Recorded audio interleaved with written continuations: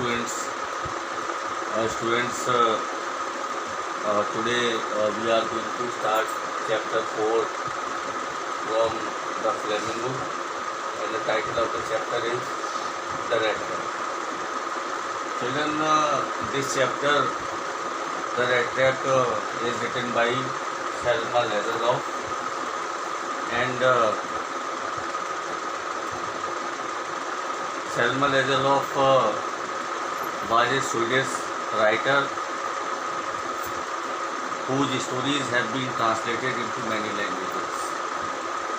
देखिए जो red trap है, the rat trap,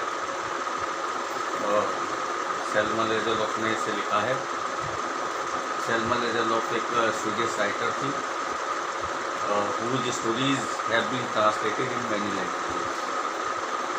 And children, this story is based on the Swedish background. Children, do you know what is the meaning of rat trap? Rat trap means a device in which we trap the rats. The rat trap. Rat trap means चूहेदानी.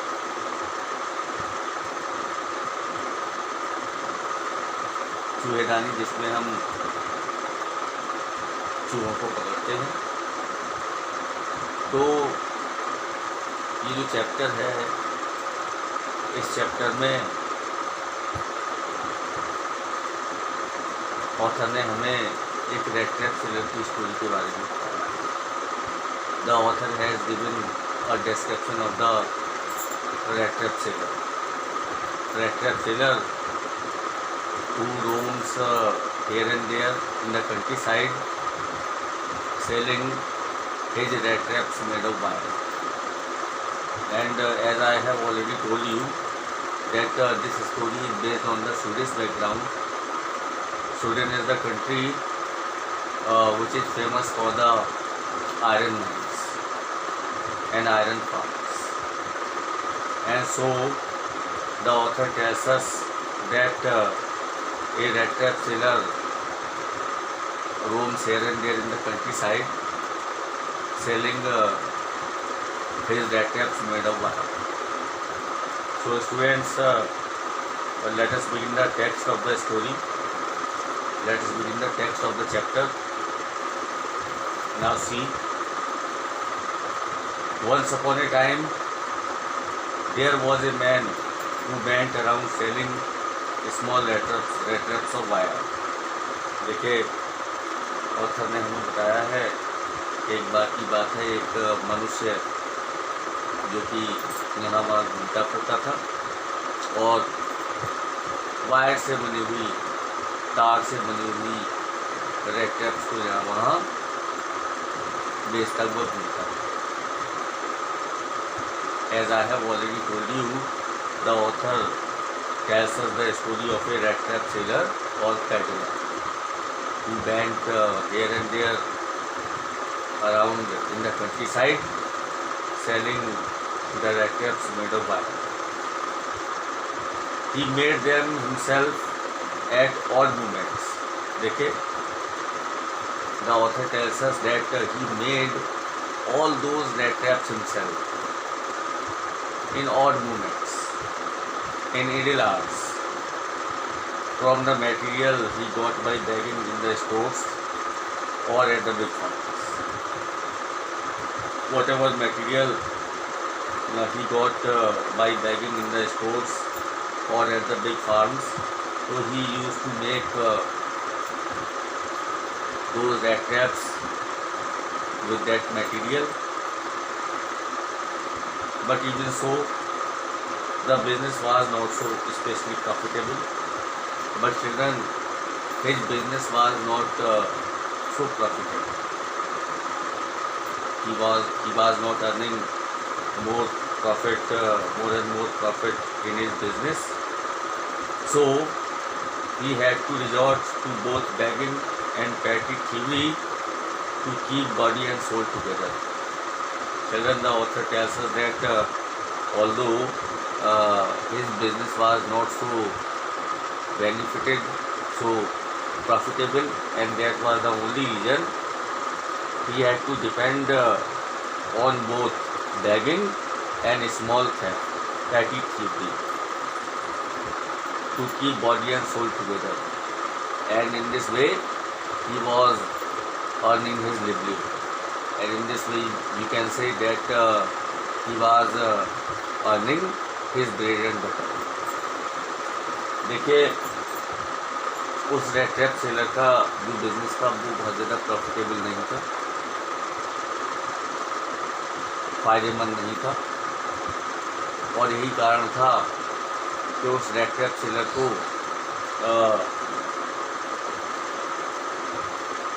भिक्षा पर, bagging पर और छोटी मोटी चोरी पर depend रहना पड़ता था, छोटी मोटी चोरी कर लिया करता था।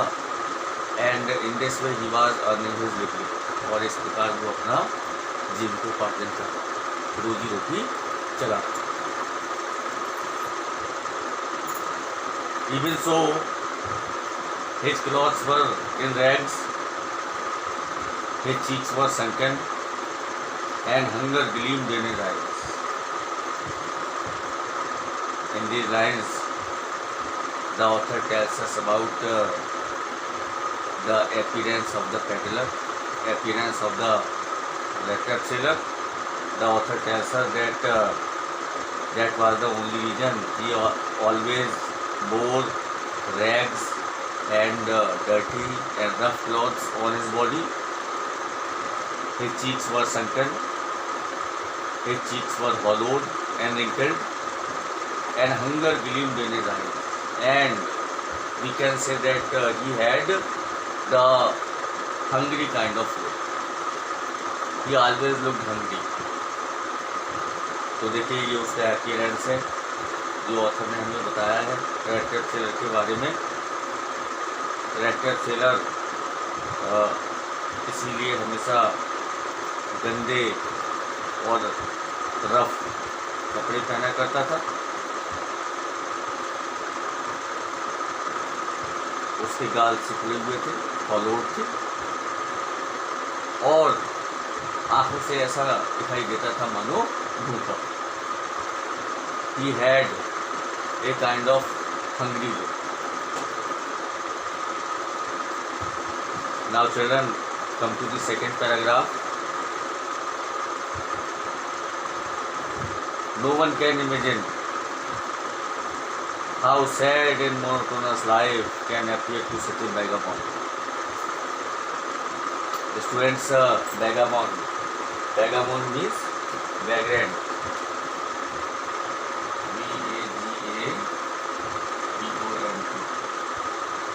Vagabond means vagrant. Vagrant means students, wanderer, आवारा जिसे हम कहते हैं। तो no one can imagine how sad and monotonous. Monotonous means dull, without any taste, tasteless. So no one can imagine how sad and monotonous life can appear to such a vagabond. तो author कहती है कि कोई भी इस बात को imagine नहीं कर सकता था कि उस वैगाबॉन्ड, उस आवारा व्यक्ति का जीवन कितना डल और कितना नीरस हो सकता था। वो प्लड्स अलोंग द रोड, जो सड़क पर घूमता फिरता रहता था, left to his own meditations, and it appeared that he was lost in his own meditations.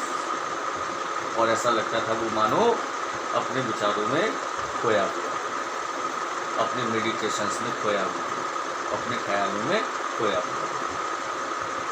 So children, the author tells us that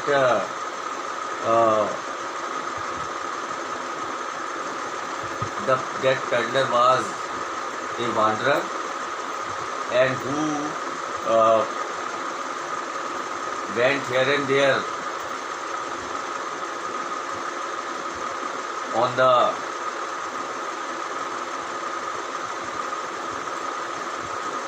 roads of the countryside, and it appeared that he was lost in his own meditations. But one day, this man had fallen into a line of thought. But the author tells us that one day, this man had really fallen into a line of thought. That man started thinking something else and something you can say better. लेकिन एक दिन ये मनुष्य घूमते घूमते अचानक एक विचार के बारे में सोचने लगा, which really seemed to him entertaining, really which appeared to him quite entertaining, जो वास्तव में उसे बहुत एंटरटेनिंग प्रतीत हुआ.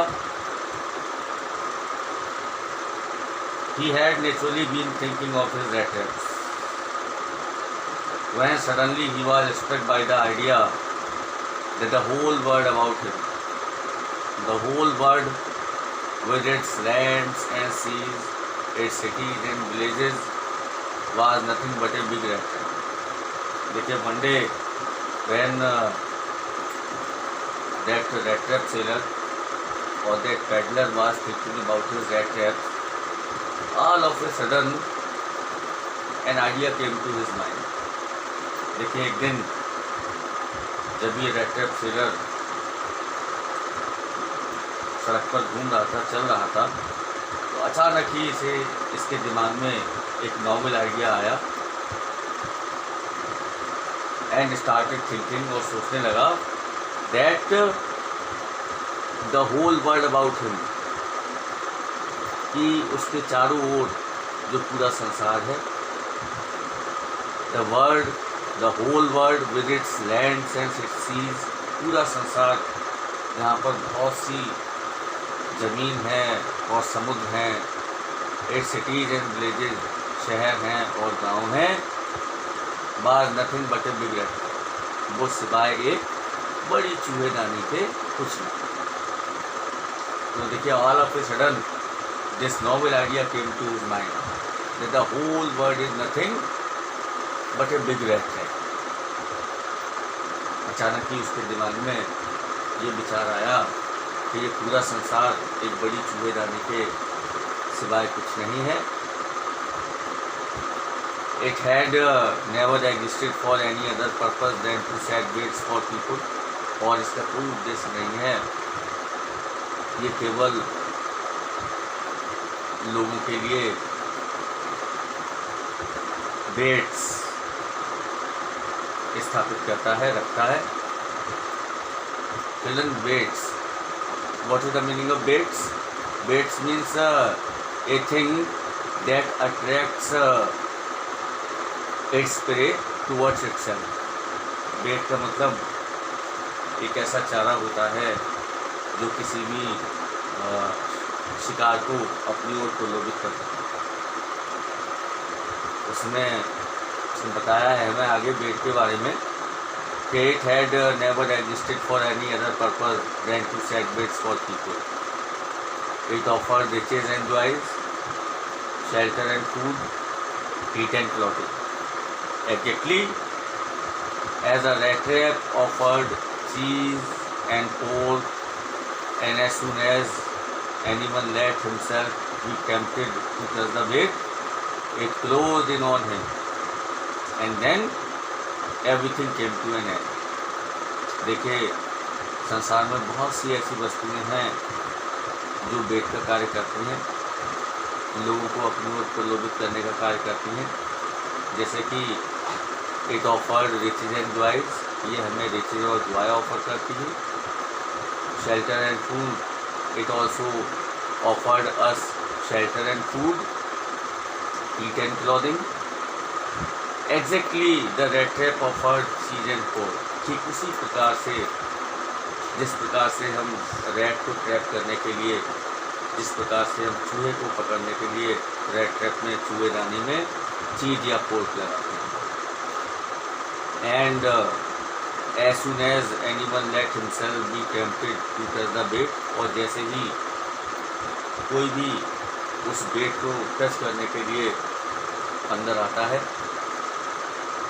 उस चारे को, जो शिकार को अपनी ओर प्रलोभित करती है, उसे टच करने के लिए अंदर आता है।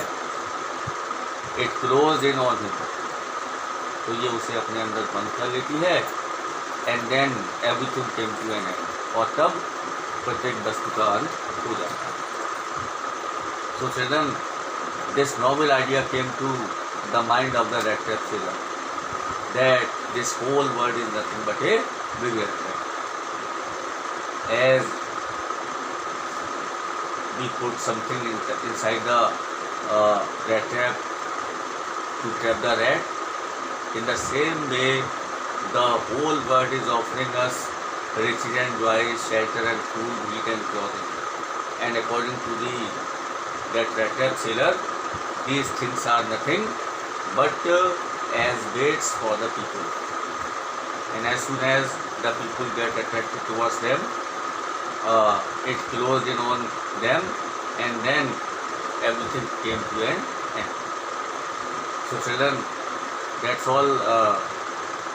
We shall go through the next lecture in the next video. Thank you.